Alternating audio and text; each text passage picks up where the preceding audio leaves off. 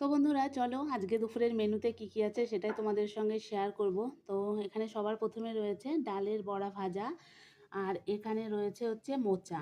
ডালের বড়া দিয়ে মোচা ঘন্ট করেছি, নিরামিষভাবেই করেছি, ঘি গরম মশলা দিয়ে। আর সঙ্গে আছে ডাল, সব কিছু অল্প অল্প করেই রান্না করেছি। আর এখানে রয়েছে হচ্ছে লাউ শাক, আলু দিয়ে লাউ শাকের ঝোল। এটা খেতে কিন্তু দারুণ লাগে। আর কিছু না, কালো জিরে ফোড়ন দিয়েছি। কারা কারা এইভাবে লাউ শাক খেতে ভালোবাসো জানিও। আর এখানে রয়েছে শিং মাছের ঝোল, আলু বেগুন দিয়ে কাঁচা লঙ্কা দিয়ে শিং মাছের পাতলা ঝোল করেছি। এই দেখো একদম পাতলা, আলু বেগুন দিয়ে শিং মাছের পাতলা ঝোল।